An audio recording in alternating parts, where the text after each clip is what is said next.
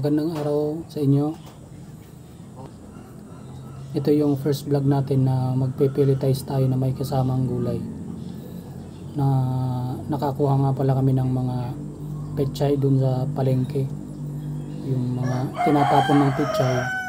So balak ko yun ang ihalo sa ating self-mix feeds. Itatry natin i-pelletize. And i-share ko sa inyo kung paano gawin yun. Ito nga pala yung mga nakuha naming pechay. Tinapon na to. Kung baga reject na. Ang gagawin ko dito is gigilingin ko muna siya dito. Tapos haluan ko ng feeds. Then pepelletize natin. Ito nga pala yung bago kong kaagapay.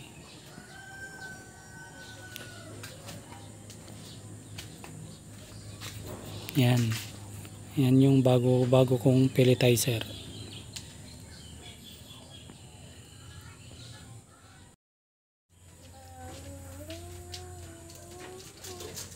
Linisan ko na nga pala yung pechay.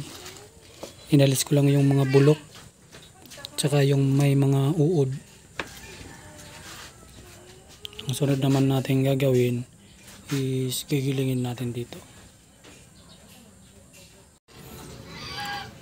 Ito na yung kinalabasan na giniling ng pechay. Giniling ko nga pala siya para matansya natin yung moisture pag hinaloan na ng feeds, yung self-mix feeds natin.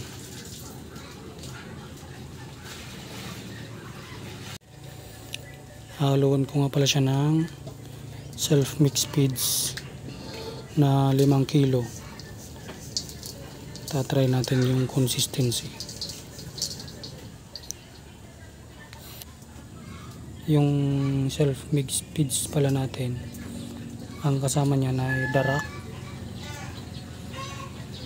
mais, eggshell, saka konting powderized na uling. Tapos lalagyan din natin ng mga 1/4 na fish meal. Yung fish meal yun yung magsisilbing pampalasa natin. Ito yung giniling na fish meal. Mabili ko nga pala yan sa nagtitinda ng mga tuyo, 20 per kilo. Giniling ko na rin. Nalagyan natin ng pampalasa.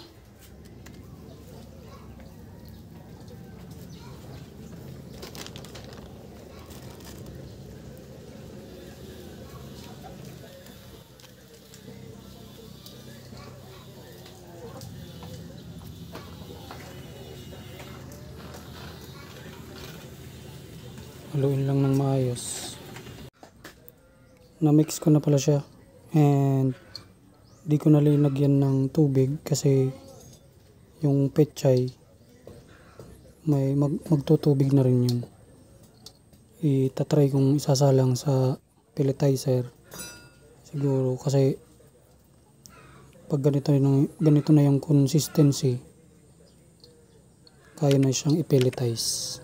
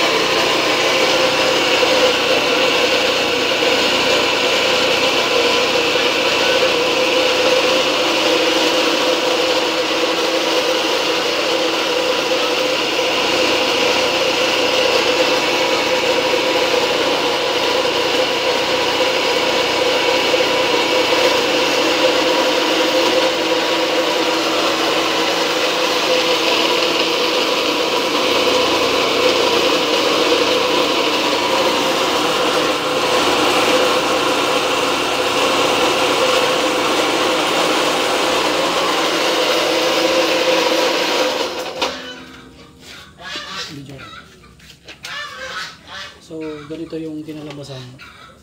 Medyo sobra yung moisture niya. Pag ganito yung kinalabasan, kailangan natin ulit-ulitin para tumigas yung pagkapelit niya. Nadudurog pa.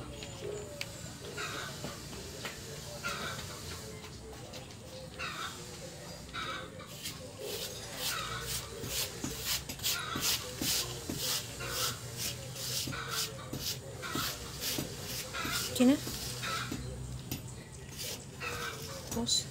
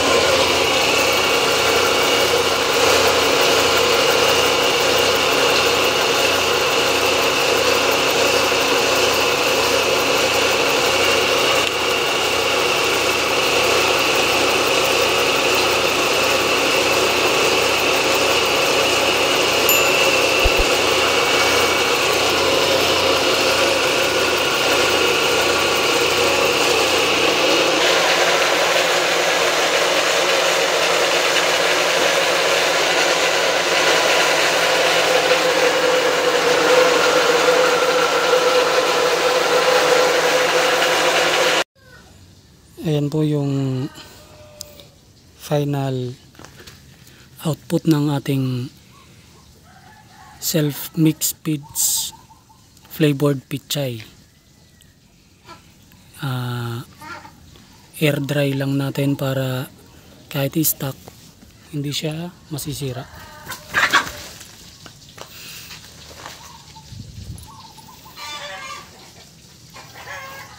Bali yung pichay kasi marami siyang tubig, kahit hindi na linagyan ng tubig nagtubig pa rin siya, kaya medyo matagal siyang i-pelletize kasi durog, masyadong matubig yung pechay.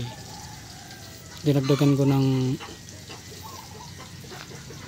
feeds para tumigas, and 2 beses ko siyang isinalang sa pelletizer para maganda yung output niya. Bale, pag matigas na to pwede nang stock, hindi na to masisira.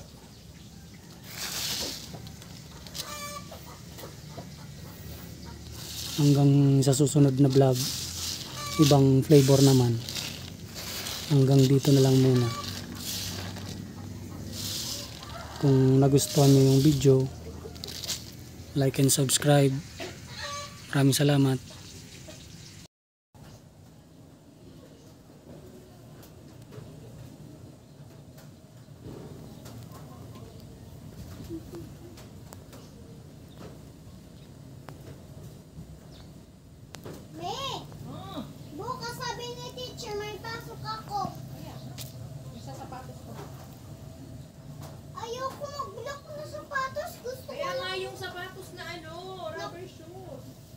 Gusto ko.